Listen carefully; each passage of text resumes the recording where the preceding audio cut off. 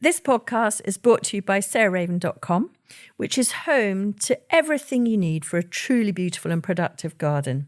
You'll also find great and essential gardening kit and stylish, lovely things to have in your house to bring the outside indoors, all inspired by the garden and the house being tied together. There's also plenty of garden inspiration, how-to videos and specialist growing guides. So head over to sarahraven.com today to discover even more.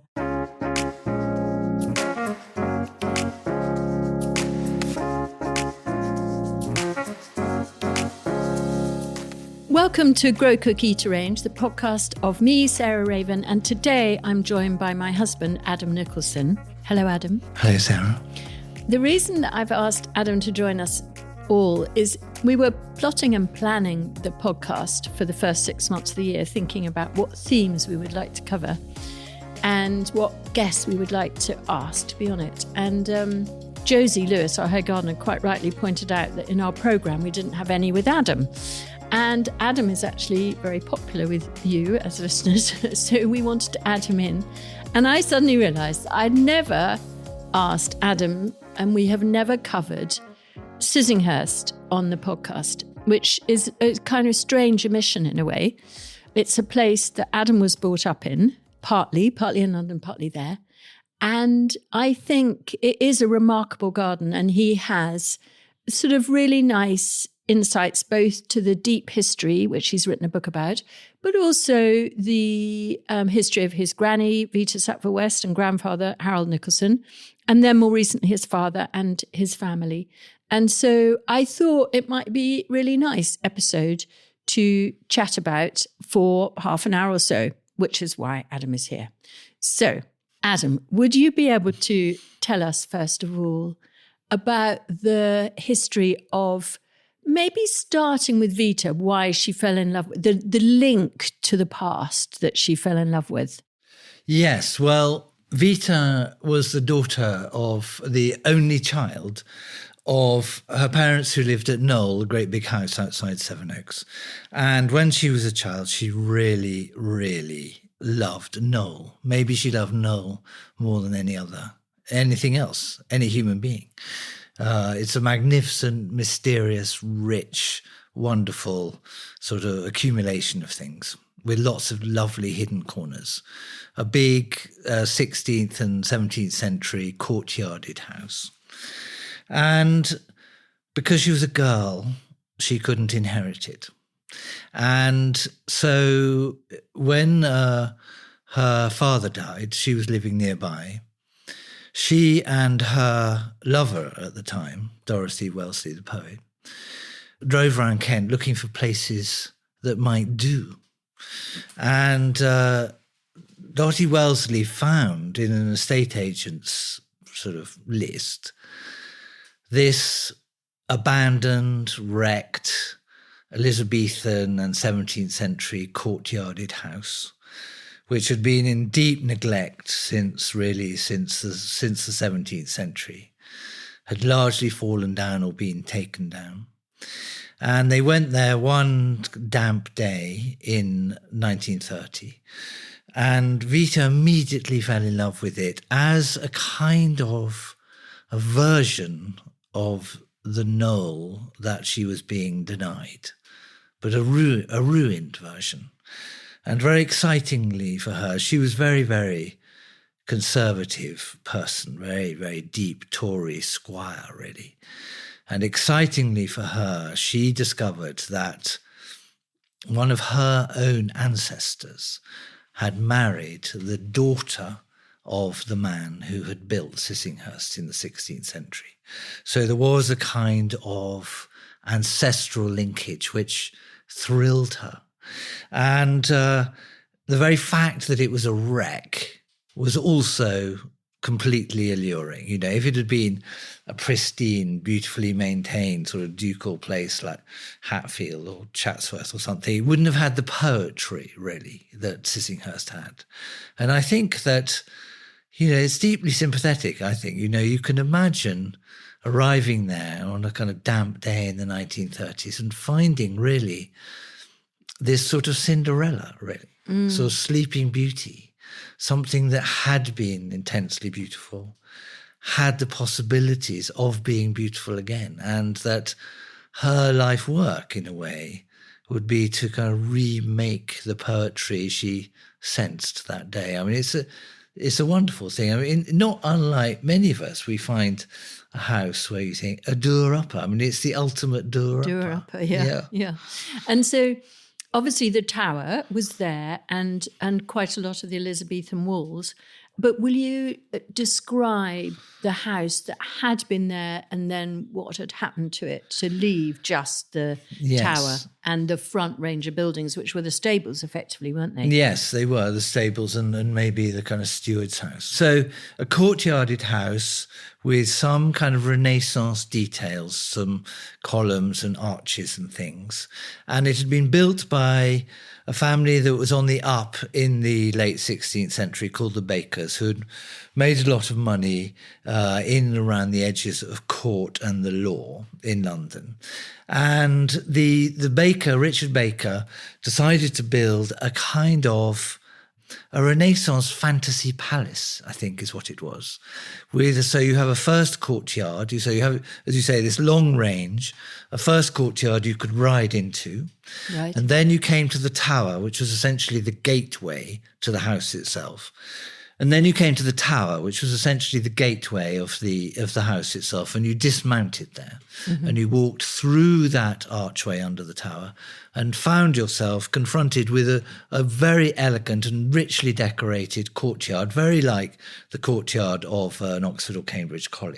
That's exactly. I've seen the pictures of it. It reminds me very much of. Yeah. So with a big hall at the far end and a chapel, and then lots of like in a college, doors into stairways that led into apartments all around the yard, and then another yard beyond it, and a Tudor garden over on the north side, and then a kind of orchard, and beyond that, a big 700-acre deer park.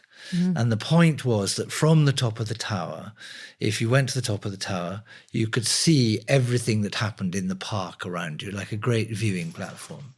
And this was all done in the 1560s. And in 1573, Queen Elizabeth, who was on one of her progresses around England, came with the court and spent 3 days there, and undoubtedly, went to the top of the tower and was entertained. And there are documents in the National Archives signed by Queen Elizabeth at Sissinghurst. So, and then at the end of it, her visit, she knighted Sir Richard Baker, and that was really the high point of Sissinghurst Elizabethan story. With everybody there, Leicester and Burleigh and all the ladies of the court and dulcimers and sweetmeats and poetry and masks, and very, very, very rich for Vita's kind of vision of Elizabethan beauty, which was her favourite moment in history. Sissinghurst, that's when it reached its high point. But this family then fell on hard times, basically ignored and abandoned it. They had 4 daughters in one generation in the late 17th century and no sons. And so the ownership of Sissinghurst dispersed to these 4 daughters. And eventually it was let out to the government in the 7 Years' War in the middle of the 18th century as a prisoner of war camp for French naval prisoners, 3,500 of them. And they basically trashed the place. They picked all the panelling off the walls and burnt the floorboards, and it was an absolutely horrific prison. And if you were very bad in any other prison in mid-18th century England, you'd be sent to Sissinghurst as the ultimate punishment. And then it burnt down. So I know in the bit that we used to live in, which we'll come on to when we lived there, but there are doors where the prison cells have got carved sort of number 4, and then how many people are in this room, which, is crammed in. Small, the size of a double bed with 4 or 5 people. Yeah, I think it was utterly nasty, and that there are terrible stories about loathsome guards from the Kent militia being murdered by the prisoners. One of the guards was standing underneath the tower.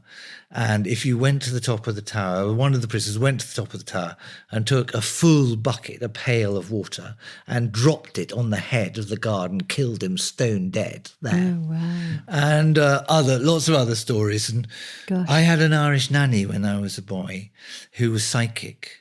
And she went out walking in the garden one evening and came back and said, well, I thought the garden closed at 6. And my dad said, no. I mean, it was, yes. He said, why, what are you talking about? And she said, well, there are hundreds of people walking around in the garden wearing long tail coats and breeches and chatting to each other in a language I don't understand. And she'd met all the prisoners walking around. So, and I think it is very haunted, Sissinghurst. Yeah. And it has a kind of, it has exactly the thing that Vita was responding to, which was a deep mulch of the past there. Yeah. And you cannot be there and not feel that things have happened there. I mean, there's one of the remains, a bit of one of the big courtyard remains as a cottage in the garden, the South Cottage. I have never slept in that house and would never sleep in it because it is absolutely dense with ghosts. As far as I don't like being in there at all. No. My sister loves it. So taking us back, you mentioned there was then a fire. So yes, there was a fire, and so the whole place was a wreck. So sort of 1780 or something? Something Like that. Yeah. Yes, exactly. And we've got a picture drawn of the building as it stood whole. And on the back, someone said, this was Sissinghurst House, as it was called. This was Sissinghurst House, now destroyed by fire. And so the house had collapsed, but the land, the farm, is really quite good land.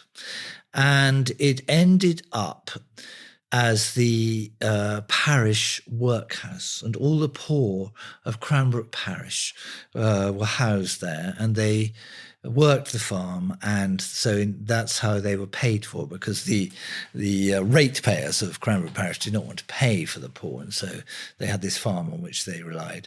And then in the middle of the 19th century, it was sold to a big family from North Kent, the Man Cornwallises, and they built a very handsome, for the time, mid-19th century red brick Victorian farmhouse, huge farmhouse. And in 1930, when Dottie Wellesley found the estate agent's particulars, that is what was for sale. And we've got their particulars, and it says, gravel drive, rhododendrons, one working bathroom, flush toilet. And then on about page 7 or 8, it says ruins in grounds. And ruins in grounds is exactly what Vita was interested in. She actually wanted to knock down the farmhouse because she thought it was so ugly. And so it was sold. I think it cost... I can't remember how much it cost. I think it cost something like £8,000. Yeah, I had that figure in my head somewhere. And with quite a lot of land, about, I think, 400 acres around it. And so then in 1930, they half moved in, not entirely to start with. The way they lived at Sissinghurst was really kind of crazy. That because the house had burnt down and was a sort of set of part wrecks, cottages scattered around here and there, they lived in this totally dispersed way. So they had their bedrooms in one cottage, and in fact Harold, who lived in London in the week, had his weekend workroom there. She had her workroom in the tower. They had their kitchen and dining room in another cottage. They had their sitting room in another bit. And in yet another bit, my father and his brother Ben were housed in. So they were totally dispersed. Their children, yeah. Yes, and it was unbelievably uncomfortable. Yeah. It was freezing cold. There's a famous story that Vita woke up one winter's morning and found her entire bed covered in a perfect counterpane of snow that had come in through the roof overnight. And I think it was a very I mean, also very alluring in a way, because Vita's mother, who was a great collector of stuff, had died and had left her lots of her wonderful things. So they had fantastic Persian carpets and ancient Roman alabasters and paintings of various ancestors and bits and pieces of Sackville silver and all the rest of it. And so you had this sort of profound boho discomfort, but decorated in this beautiful, enriched, coloured glass way. And I think that the garden, oddly enough, took its atmosphere from exactly that combination, that it was a sort of never smart and never sort of made perfect, but full of incredible riches.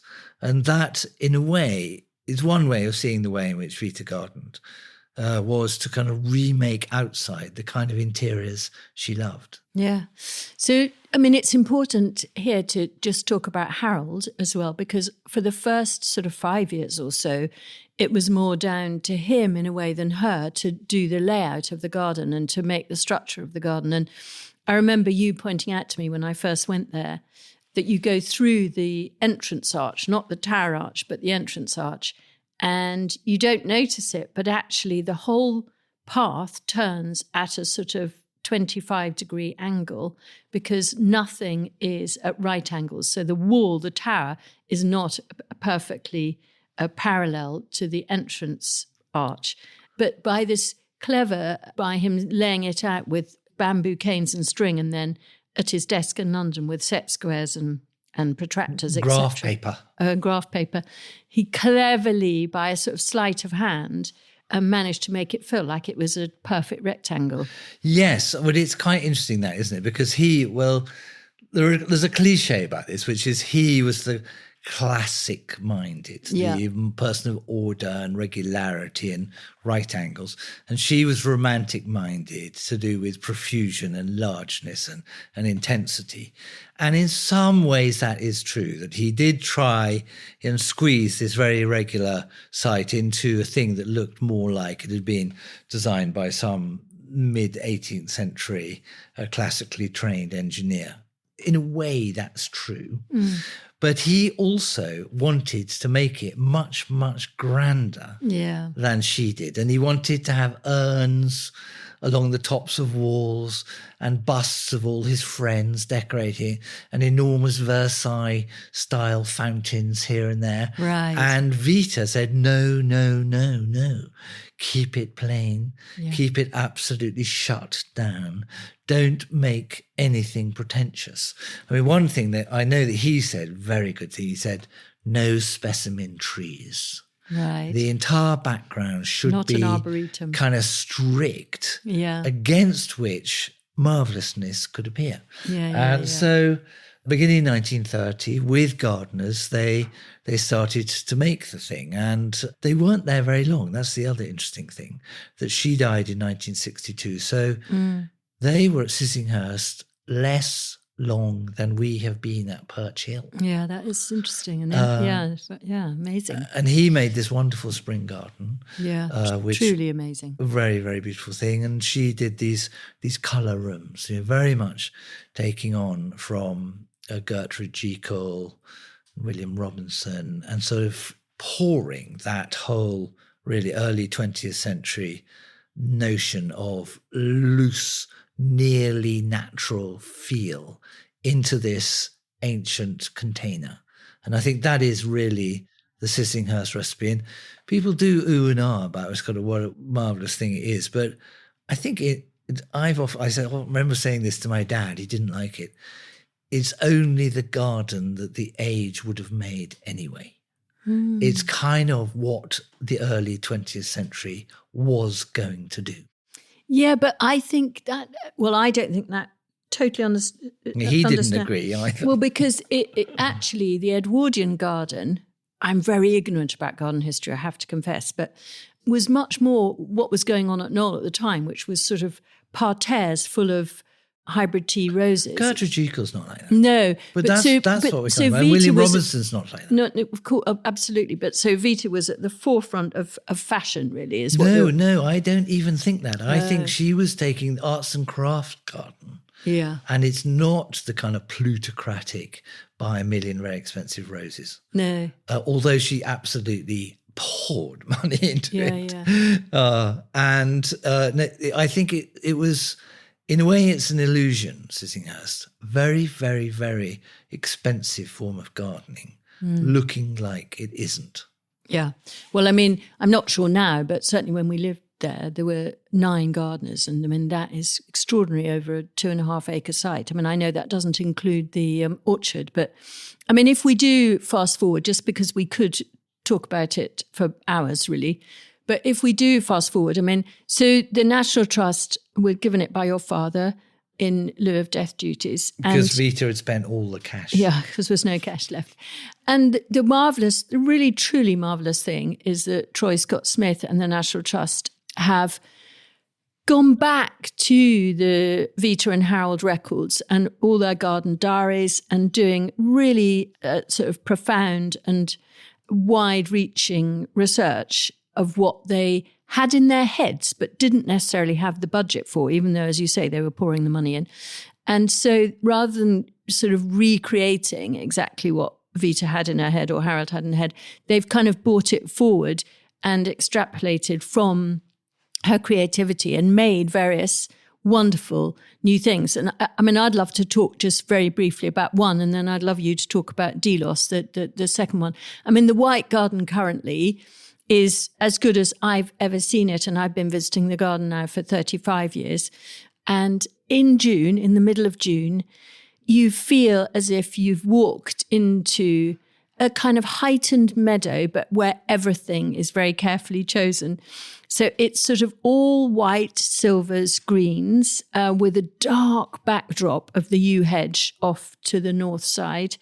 And it is just completely overbrimming, you know, like snow, with very delicate light flowers, nothing too chunky, nothing sort of coarse, everything like there's a wonderful thing. There's an annual called Erigeron annuus, which is like little white stars, and achilles and ami, and, you know, all these very light, delicate things, almost like cow parsley, but more heightened, and corn cockles. And yet it's just ecstatically full, beautiful, magical, romantic. And of course, that garden Vita had the concept of, because it's where she walked through to go from dinner and quite a few wines to her bed. Sherry.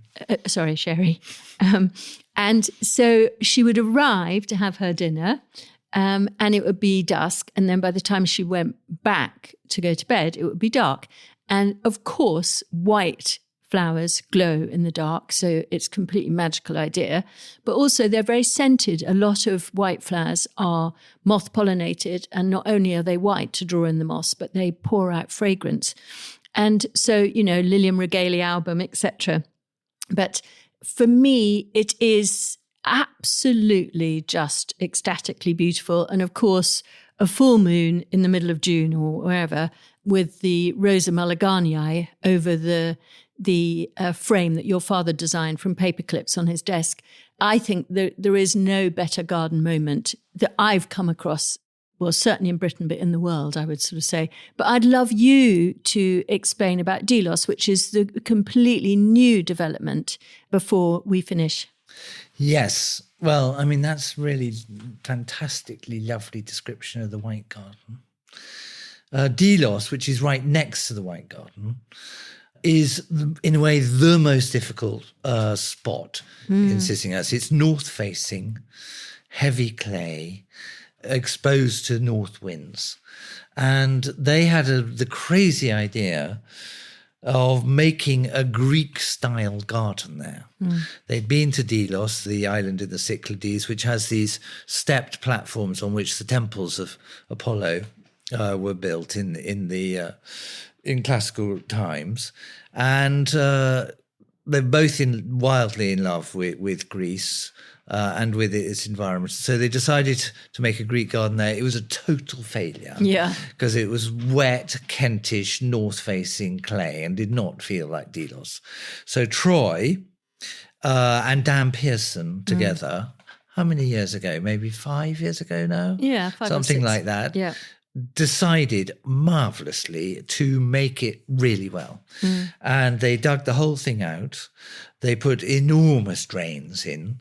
They replaced the sticky Kentish clay with a mixture of brick dust and gravel, I think. Anyway, very, very free draining. And this shallow slope, north-facing slope, they turned into a series of terraces. And the terraces are ingeniously designed so that although the slope itself steps down towards the north, each of the steps is slightly tipped. And so each step actually faces south. So you get a series of south-facing little hillsides.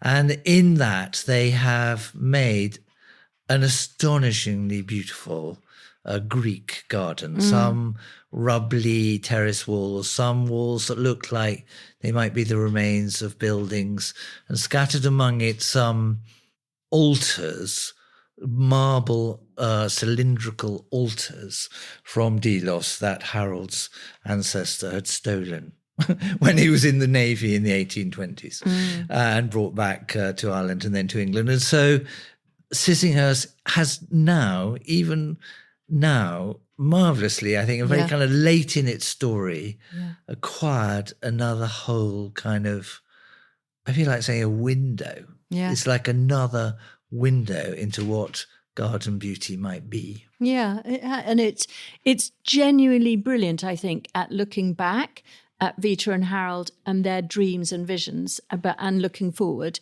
with drought-tolerant plants and all that. So there's such incredible relevance as well as deep roots and deep history, and it's exciting. So, I mean, that's a taster, really. Lots of you have joined us already for one of our Sissinghurst evenings, which we do fewer and fewer of. But we are there in June, just for a few evenings, where Adam and I will be talking, and you can wander through the garden with a glass in your hand. So I hope that gives a flavour of what you'll hear and what you'll see in the most beautiful place, in the most beautiful garden, almost in the world, in my view, in the middle of June, when the rose garden and the white garden, from early to mid-June, are at their absolute height. Thank you very much for explaining the history. Thank you very much for having me. Thanks for listening to Grow Cook Eat Arrange. And it was lovely hearing Adam talking about Sissinghurst, where we lived for a while, but where he was brought up, and sort of insights on that. I always love hearing him talking about it. Next week, I'm joined by one of my heroines, Mary Berry. Actually, I went to her garden and we chatted about her new book, her one and only gardening book called My Gardening Life. And so next week, join me then to hear Mary and I chatting on about her gardening life. See you then.